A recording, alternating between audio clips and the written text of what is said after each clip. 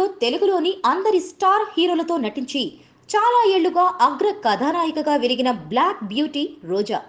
ఆకట్టుకునే చిరునవ్వు, అంతకు మించి ఆమె నటన, డాన్సులతో ఒక ఊపు ఊపిన రోజా ఆ తర్వాత రాజకీయాల్లోకి ఎంట్రీ ఇచ్చి దూసుకుపోతోంది.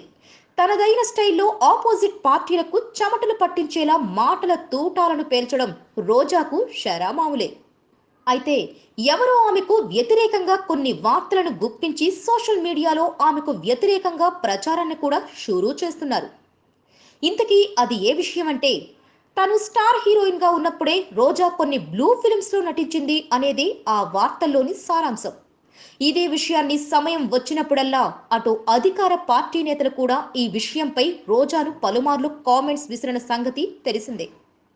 ఆ మధ్యకాలంలో మీడియా అడిగిన ఒక ప్రశ్నకు రెచ్చిపోయి మరీ సమాధానం చెప్పిన రోజా, అధికార పార్టీ నేతలు ఏం చేస్తారు, రేప్ చేస్తారా, నన్ను రేప్ చేసే దమ్ము వారికి ఉందా అంటూ మాట్లాడిన విషయం గుర్తుందా? దాన్ని దృష్టిలో పెట్టుకొని ఆ తర్వాత ఆమెను ఒక ఇంటర్వ్యూలో భాగంగా మీరు అప్పట్లో బ్లూ ఫిల్మ్స్ లో నటించారంట కదా అని ప్రశ్న అడగడంతో ఆవేశంతో ఊగిపోయింది. నేను బ్లూ ఫిల్మ్స్ లో నటించడం ఏంటి, నేను ఒక స్టార్ హీరోయిన్ను, నా మొగుడు ఒక స్టార్ డైరెక్టర్, మా నాన్న గౌరవమైన విద్యను బోధించే వృత్తిలో ఉన్నారు.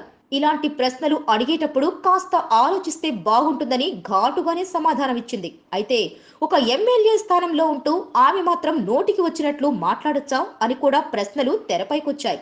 అవన్నీ పక్కన పెడితే ఆ వ్యవహారం చల్లబడి చాలా రోజుల అయినప్పటికీ మళ్ళీ అదిప్పుడు తెరపైకొచ్చింది.